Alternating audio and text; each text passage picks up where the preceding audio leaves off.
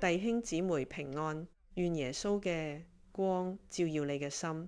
今日嘅靈修係喺加拉太書第3章嘅4到5節，經文係咁樣講嘅：你們受苦如此之多，都是徒然的嗎？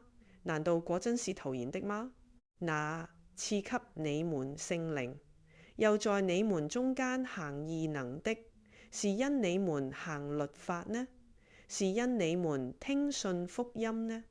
願神祝福聽佢說話嘅人。今日神嘅話語講到一個基督徒嘅生命係需要受苦嘅，無論你中唔中意為主受苦，為住福音受苦嘅呢個過程當中，會令我哋嘅靈命越來越強壯。我諗到呢，當我喺神學院讀書嘅時候，需要犧牲好多嘢，包括我唔可以再睇韓劇，因為要慳翻啲時間去讀書。所以有一次我印象好深刻，嗰陣疫情期間，我真係好努力咁想完成我博士嘅課程。咁我除咗上堂之外，我就要寫功課。當我寫緊功課嘅時候，我身邊就有一個人都係開住部電腦同我一齊喺線上，只不過我喺度讀書，佢喺度睇韓劇啊。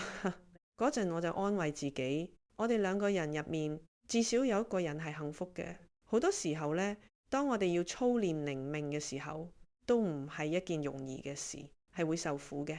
但經文提醒我哋受苦都唔好白白咁受，我哋唔好白白食苦。例如受割禮，去證明我哋所相信嘅福音，咁樣就係白受嘅苦，或者係一定要聽某一種音樂先至係基督徒應該聽嘅音樂，呢啲都係白白受苦。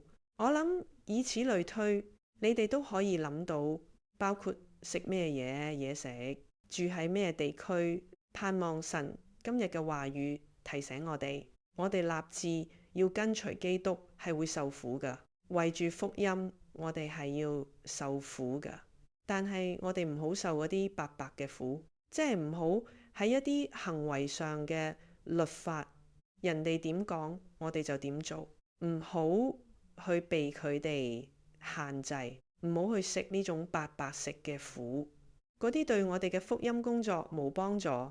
但係我哋喺福音入面得到嘅真正自由，就係憑住聖靈嘅感動，我哋去操練自己嘅靈命，我哋去挑戰一啲自己做唔到嘅事，但係蒙神喜悅嘅，例如早啲起身讀經禱告，早啲返教會。其實早起係一件幾痛苦嘅事，但呢種早起呢，就係值得受嘅苦。等我哋一齊低頭禱告。天父，我哋嚟到你面前，多謝主你嘅話語再次激勵我哋，提醒我哋要好好咁為咗主食苦。求你俾我哋一個清楚嘅頭腦，能夠去分辨邊啲係律法，邊啲係聖靈嘅工作，等我哋可以順服聖靈。你自己親自向我哋說話，我相信你俾每一位弟兄姊妹嘅帶領會唔一樣，所以我求每一位弟兄姊妹都有一個